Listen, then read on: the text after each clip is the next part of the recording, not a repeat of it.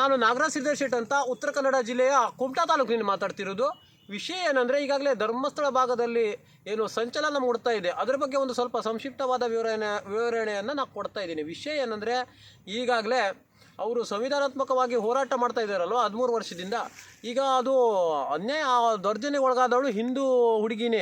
ಆದರೆ ಈ ಹಿಂದೂ ಪರ ಸಂಘಟನೆಯವರು ಆ ಸಮಯದಲ್ಲಿ ಏನು ಮಾಡ್ತಾಯಿದ್ರು, ಈಗಾಗಲೇ ಹಿಂದೂ ಧಾರ್ಮಿಕಕ್ಕೆ ಭಾವನೆಗೆ ಮತ್ತು ಶ್ರದ್ಧಾ ಕೇಂದ್ರಕ್ಕೆ ಒಂದು ಇದು ಮಾಡುವಂಥದ್ದು, ದಾಳಿ ಮಾಡುವಂಥದ್ದು ಅಂದ್ಕೊಂಡು ಏನು ಹೋರಾಟ ಮಾಡ್ತಾ ಇದ್ದಾರಲ್ವ, ಆವಾಗ ಹಿಂದೂ ಹುಡುಗಿಗೆ ಅನ್ಯಾಯ ಆಗಬೇಕಾದ್ರೆ ಇವ್ರು ಎಲ್ಲಿದ್ದರು ಅನ್ನುವಂಥದ್ದೇ ಯಕ್ಷ ಪ್ರಶ್ನೆ. ಮತ್ತೇನಂದ್ರೆ, ನಾವು ಮಹಾಭಾರತದಲ್ಲಿ ಸ್ಪಷ್ಟವಾಗಿ ನೋಡಿದ್ವಿ.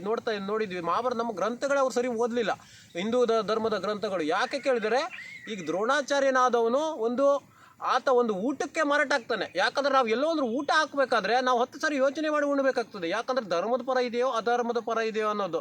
ಅದಕ್ಕಾಗಿ ಇವರೆಲ್ಲ ಊಟಕ್ಕೆ ಮಾರಾಟ ಆದವ್ರ ಥರ ಕಾಣಿಸ್ತಾ ಇದೆ ನನಗೆ ಒಂದು ಲೆಕ್ಕದಲ್ಲಿ ನೋಡಿದ್ರೆ. ಯಾಕೆ ಕೇಳಿದ್ರೆ, ಮತ್ತೆ ಕರ್ಣನಾದವನು ಅವನ ರಾಜ್ಯ ಸಿಗೋದಕ್ಕೋಸ್ಕರ ಅವನು ಮಾರಾಟ ಆದ. ಯಾಕಂದರೆ ಇಲ್ಲಿ ಮಾರಾಟ ಆದವ್ರ ಥರನೇ ಕಾಣಿಸ್ತಾ ಇದೆ. ಯಾಕಂದರೆ ಧರ್ಮಪರ ಹೋರಾಟಗಳ ಥರ ಕಾಣಿಸ್ತಾ ಇಲ್ಲ ಇದು.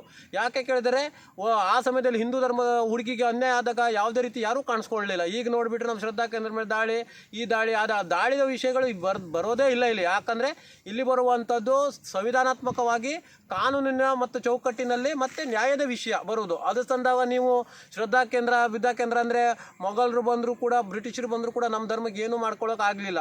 ಆವತ್ತಿನ ನಮ್ಮ ಹಿಂದೂ ಧರ್ಮದವರೇ ಆಗಿದ್ದೀವಿ ನಾವು, ಅದು ಏನು ಮಾಡೋಕ್ಕೂ ಆಗೋದಿಲ್ಲ. ಈಗ ಮಾತು ಬರ್ತಾ ಇರೋದು ಏನಂದರೆ, ನ್ಯಾಯದ ಬಗ್ಗೆ ನೀವು ಸೆಕ್ಯುಲರ್ ಆಗಿ ನಾವು ಜಾತ್ಯತೀತ ಪ್ರಜಾಪ್ರಭುತ್ವದಲ್ಲಿ ಇದು ಮಾಡಿ. ಮತ್ತು ಡಿ ಕೆ ಶಿವಕುಮಾರ್ ಏನು ಅಂತಾರೆ, ಅರೆ ನೀವು ಸಂವಿಧಾನ ಒಂದಿಲ್ಲ ಅಂದ್ಬಿಟ್ರೆ ನೀವು ಡಿ ಕೆ ಶಿವಕುಮಾರ್ ಅವರೇ ನೀವು ಎಲ್ಲಿ ಇರ್ತಿದ್ರಿ, ಅದನ್ನು ಸ್ವಲ್ಪ ಯೋಚನೆ ಮಾಡಿ. ಯಾಕಂದರೆ ಸಂವಿಧಾನಾತ್ಮಕವಾಗಿ ಅವರು ಚೌಕಟ್ಟಿನಿಂದನೇ ಹೋರಾಟಗಳನ್ನು ಮಾಡ್ತಾ ಇದ್ರಲ್ವ ಇಷ್ಟು ದಿನ, ಅದು ಈಗ ವಿಕೋಪಕ್ಕೆ ಹೋಗಿದೆ. ಅದಕ್ಕೆಲ್ಲ ಕಾರಣ ನೇರ ಸರ್ಕಾರನೇ, ಎರಡು ಸರ್ಕಾರನೇ ನಾವು ಬಲವಾಗಿ ಖಂಡಿಸ್ತೀವಿ ಅವರನ್ನು. ಯಾಕೆ ಕೇಳಿದರೆ, ಅವ್ರಿಗೆ ಆ ಸಮಯದಲ್ಲಿ ಹೋರಾಟದ ಸಮಯದಲ್ಲಿ ಸೂಕ್ತ ನ್ಯಾಯ ದೊರಕಿಸಿಕೊಟ್ರೆ ಈ ಥರ ವಿಕೋಪಕ್ಕೆ ಹೋಗ್ತಾ ಇರಲಿಲ್ಲ.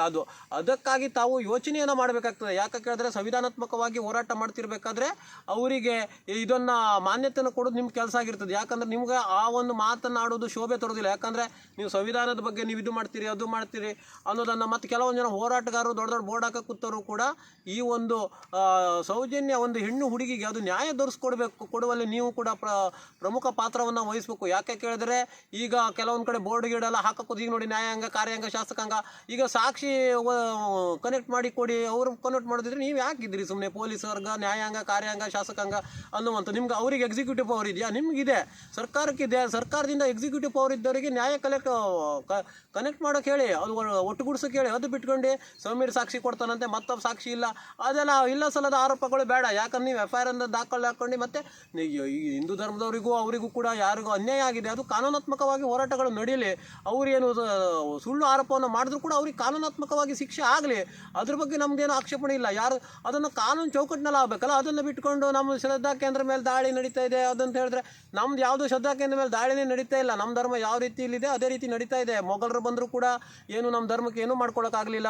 ಮತ್ತೇನೆಂದರೆ, ನಮ್ಮ ಏನು ಮೊಘಲರಾಗಿರ್ಬೋದು, ಬ್ರಿಟಿಷರು ಬಂದರೂ ಕೂಡ ಯಾವುದೇ ರೀತಿಯಾದಂಥ ಏನೂ ಕಿತ್ಕೊಳ್ಳೋಕ್ಕೆ ಆಗಿಲ್ಲ. ಅದಕ್ಕೋಸ್ಕರ ಈಗಾಗಲೇ ನೋಡಿ, ರೋಡ್ನಲ್ಲಿ ಇಳಿದು ಹೋರಾಟ ಮಾಡಿದವರು ಶ್ರೀಕೃಷ್ಣನು ಕೂಡ ಯುದ್ಧ ಭೂಮಿಯಲ್ಲಿ ರಸ್ತೆ ಕೆಳಗಿಳಿದೇ ಹೋರಾಟ ಮಾಡಿರೋದು. ಶ್ರೀರಾಮಚಂದ್ರನಾದರೂ ಕೂಡ ಆತನು ಕೂಡ ಹೋರಾಟಗಳು ವಾನರದ ಸೇನೆಯನ್ನು ಕಟ್ಕೊಂಡೇ ಹೋರಾಟವನ್ನು ಮಾಡಿರೋದು. ಅರಮನೆಯಲ್ಲಿ ಕೂತ್ಕೊಂಡು ಯಾರೂ ಹೋರಾಟ ಮಾಡಲಿಲ್ಲ. ಅದಕ್ಕಾಗಿ ನಿಮ್ಗೆ ಹೇಳ್ತಾ ಇರೋದು, ಇವರು 13 ವರ್ಷದಿಂದ ಹೋರಾಟವನ್ನು ಸಂವಿಧಾನಾತ್ಮಕವಾಗಿ ಮಾಡ್ತಾ ಇದ್ದಾರೆ. ಸೌಜನ್ಯ ಆ ಹೆಣ್ಣು ಹುಡುಗಿಗೆ ಏನು ಅವರಿಗೆ ಒಂದು ನ್ಯಾಯವನ್ನು ದೊರಕಿಸ್ಕೊಡ್ಬೇಕು. ಇಲ್ಲ ಬಿಟ್ಟರೆ ನಿಮ್ಗೆಲ್ಲರಿಗೂ ಆ ಮಹಾಭಾರತದಲ್ಲಿ ಯಾವ ರೀತಿ ಶಾಪ ತಟ್ಟಿತ್ತು ನೋಡಿ, ಅದೇ ರೀತಿ ನಿಮ್ಮ ಶಾಪ ಕೂಡ ತಡ್ತದೆ. ಅದಕ್ಕಾಗಿ ಹಿಂದೂ ಜನರೇ ನೀವು ಯೋಚನೆ ಮಾಡಿ. ಯಾಕಂದರೆ ಇಲ್ಲಿ ಅನ್ಯಾಯ ಆಗಿರೋದು ಹಿಂದೂ ಹುಡುಗಿಗೆ. ಅದಕ್ಕಾಗಿ ಅವರು ಸಂವಿಧಾನಾತ್ಮಕವಾಗಿ ಹೋರಾಟವನ್ನು ಮಾಡ್ತಾ ಇದ್ದಾರೆ. ಅದು ನ್ಯಾಯ ಕೇಳೋದ್ರಲ್ಲಿ ತಪ್ಪ? ಹಿಂದೂ ಹುಡುಗಿಗೆ ಒಂದು ನ್ಯಾಯ ಕೇಳೋದ್ರಲ್ಲಿ ಹಿಂದೂಗಳದೇ ತಪ್ಪ ಅಂತ ನಾವು ಯಕ್ಷ ಪ್ರಶ್ನೆಯನ್ನು ನಿಮಗೆ ಕೇಳ್ತಾ ಇದ್ದೇವೆ. ಯಾಕಂದರೆ ಇದು ಶ್ರದ್ಧಾ ಕೇಂದ್ರ ಮೇಲೆ ದಾಳಿ ಆಗಿರ್ಬೋದು, ಧರ್ಮದ ಮೇಲೆ ದಾಳಿ ಆಗಿರ್ಬೋದು, ಸೈದ್ಧಾಂತಿಕ ವಾರಗಳಾಗಿರ್ಬೋದು, ಇದು ಯಾವುದೇ ರೀತಿಯಾದಂತಿಲ್ಲ. ಇಲ್ಲಿ ಬರ್ತಾ ಇರೋದು ಸಂವಿಧಾನದ ಅಡಿಯಲ್ಲಿ, ಚೌಕಟ್ಟಿನ ಅಡಿಯಲ್ಲಿ ನಿಮ್ಮದೇನು ಕಾರ್ಯಾಂಗ, ಶಾಸಕಾಂಗ, ನ್ಯಾಯಾಂಗ ಇದೆ, ನ್ಯಾಯವನ್ನು ಕೊಡಿಸಿ. ಯಾಕಂದರೆ ನ್ಯಾಯವನ್ನು ಕೊಡಿಸಿ. ಅವರು ಸಾಕ್ಷಿ ಕನೆಕ್ಟ್ ಮಾಡೋದಿದ್ರೆ ನೀವು ನ್ಯಾಯಾಂಗ ಯಾಕೆ ಸುಮ್ಮನೆ ಬೋರ್ಡ್ ಹಾಕೊಂಡು ಇದು ಮಾಡ್ತಾ ಇದ್ದೀರಾ? ನ್ಯಾಯ ಕೊಡಿಸ್ತೀವಿ, ನಾವು ತನಿಖೆ ಮಾಡ್ತೀವಿ ಅನ್ನೋದನ್ನು. ಅದಕ್ಕೆ ಸರ್ಕಾರಕ್ಕೆ ಸಿದ್ದರಾಮಯ್ಯನವರೇ ನಾನು ನಿಮ್ಗೆ ಅದೇ ನೀವು ಇದು ಮಾಡ್ತೇನೆ, ಯಾಕಂದರೆ ಸಂವಿಧಾನಾತ್ಮಕವಾಗಿದೆ ಅಂದರೆ ನೀವು ಸಂವಿಧಾನದ ಬಗ್ಗೆ ಮಾತಾಡೋರಾಗಲಿಲ್ಲ, ಅದರ ಅಡಿಯಲ್ಲಿ ನಡ್ಕೊಂಡು ಹೋಗ್ಬೇಕು. ಯಾಕೆ ಕೇಳಿದ್ರೆ ಅವರು ಕೂಡ ಅದರ ಅಡಿಯಲ್ಲೇ ಹೋರಾಟಗಳನ್ನು ಇಷ್ಟು ವರ್ಷ ಮಾಡಿರೋದು. ಅದಕ್ಕೋಸ್ಕರ ನಿಮಗೆ ನಾವು ಬೇಡಿಕೆಯನ್ನು ಇಡ್ತಿದ್ದೀವಿ. ಡಿ ಕೆ ಶಿವಕುಮಾರ್ ಅವ್ರಿಗೂ ಹೇಳ್ತಿದ್ವಿ. ಯಾಕಂತ ಕೇಳಿದ್ರೆ ಹೋರಾಟದಲ್ಲಿ 3 ಹಂತಗಳಿದ್ದಾವೆ ಅಂತ ನಾವು ಕಳೆದ ಬಾರಿ ಹೇಳಿದ್ದೀನಿ. ಯಾಕಂದರೆ ಮೊದಲನೇದಾಗಿ ಲಿಖಿತ ಹೋರಾಟವನ್ನು ಮನವಿ ಕೊಟ್ಕೊಳ್ಳೋದು, ಎರಡನೇದು ಆಕ್ರೋಶವನ್ನು ವ್ಯಕ್ತಪಡಿಸೋದು, ಮೂರನೇದೇನೆಂದರೆ ಇದೇ ಥರ ಆಗ್ತದೆ ಹೊಡೆದಾಟ ಬಡದಾಟ ಎಲ್ಲ, ಅದು ಎಲ್ಲ ಮುಗಿದ ನಂತರ ಇದೇ ಥರ ವಿಕೋಪಕ್ಕೆ ಹೋಗ್ತದೆ. ಅದಕ್ಕಾಗಿ ನಿಮ್ಗೆ ಹೇಳ್ತಾ ಇರೋದು ಏನಂದರೆ ಅವ್ರು ಸಂವಿಧಾನದ ಅಡಿಯಲ್ಲಿ ಸೌಜನ್ಯ ಮತ್ತು ಕೊಂದವ್ರು ಯಾರು, ರೇಪ್ ಆ್ಯಂಡ್ ಮರ್ಡರ್ ಹೆಂಗಾಗಿದೆ ಅದ್ರ ಬಗ್ಗೆ ಸಾಮಾನ್ಯ ತನಿಖೆ ಕೂಡ ನಡಿಬೇಕಲ್ಲ, ಅಲ್ಲಿ ಯಾವ ಥರ ನಡೆದಿದೆ ಅಂತ. ಅದು ಶ್ರದ್ಧಾ ಕೇಂದ್ರದ ಮೇಲೆ ನಮ್ಮ ಧರ್ಮದ ವಿಷಯದಲ್ಲಿ ಬರೋದೇ ಇಲ್ಲ. ಯಾಕಂದ್ರೆ ನಮಗೂ ಮಂಜುನಾಥ ಸ್ವಾಮಿ ದೊಡ್ಡವನೇ, ದೊಡ್ಡ ಸ್ವಾಮಿನೇ, ಅದು ಅವ್ರ ಬಗ್ಗೆ ನಾವು ವೀರೇಂದ್ರ ಹೆಗ್ಗಡೆ ಅವ್ರ ಬಗ್ಗೆ ಆಗಿರ್ಬೋದು ಮತ್ತು ಧರ್ಮದ ಬಗ್ಗೆ ಮಾತಾಡೋಕೆ ನೈತಿಕ ನನಗಿಲ್ಲ. ಯಾಕಂದರೆ ಅದು ಸಾವಿರಾರು ವರ್ಷದ ಇತಿಹಾಸ ಇರ್ತದೆ, ಅದು ಆ ಸಮಯದಲ್ಲಿ ನಾವು ಇರೋದಿಲ್ಲ.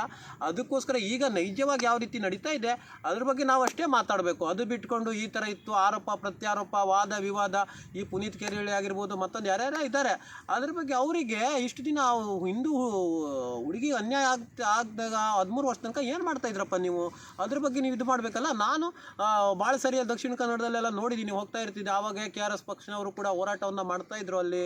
ಆವಾಗ ಭಾಳ ಪಾಪ ಅವರು ಸೌಜನ್ಯ ಮನೆಯವರು ಭಾಳ ಹೋರಾಟವನ್ನು ಮಾಡಿದ್ದಾರೆ. ಅವ್ರಿಗೆ ಹೋರಾಟದ ಬಗ್ಗೆ ಏನು ಅಂತ ಗೊತ್ತಿಲ್ಲ, ಅದು ಜಿಲ್ಲಾ ಮಟ್ಟದಲ್ಲಿ ಅಷ್ಟೇ ಪಸರಿಸಿತ್ತು. ಈಗ ರಾಜ್ಯ ಮಟ್ಟದಲ್ಲಿ ಪಸರಿಸಿದಾಗ ಕೆಲವೊಂದು ಅನ್ಪಡ್ ನನ್ನ ಮಕ್ಕಳು ಅರ್ಧಂಬರ್ಧ ಕಲ್ತರಿರ್ತಾರೆ, ಅವರೇ ಇಷ್ಟು ದಿನ ನೀವು ಅವ್ರು ಎಲ್ಲಿ ಹೋಗಿದ್ರು ಸೌಜನ್ಯ ಅವ್ರು, ನೀವು ದಕ್ಷಿಣ ಕನ್ನಡಕ್ಕೆ ಹೋಗಿ ಎಲ್ಲ ಮಾಧ್ಯಮದಲ್ಲಿ ನೋಡಿ ಎಷ್ಟೆಷ್ಟು ಹೋರಾಟಗಳನ್ನು ಮಾಡಿದ್ದಾರೆ ಅಂತ. ಅದಕ್ಕಾಗಿ ನಾವು ಏನು ಹೇಳ್ತಾ ಇದ್ದೀವಿ, ನಮ್ಗೆ ಧರ್ಮದ ವಿಷಯದಲ್ಲಿ ಆಗಿರ್ಬೋದು ಯಾವುದೇ ರೀತಿಯಾದಂಥ ಇದಿಲ್ಲ. ಅದಕ್ಕೆ ಅನ್ಯಾಯ, ಅದು ಯಾರು ಅತ್ಯಾಚಾರ ಎಸಗಿದ್ದಾರೆ, ಅದು ಪೈಶಾಚಿಕ ಕೃತ್ಯವನ್ನು ಯಾರು ಮಾಡಿದ್ದಾರೆ ಅವರಿಗೆ ಕಾನೂನಾತ್ಮಕ ಚೌಕಟ್ಟಿನಲ್ಲಿ ಅವ್ರಿಗೆ ಶಿಕ್ಷೆಯನ್ನು ಕೊಡಿ ಅಂತ ನಾನು ಬೇಡ್ಕೊಳ್ತಾ ಇದ್ದೀನಿ.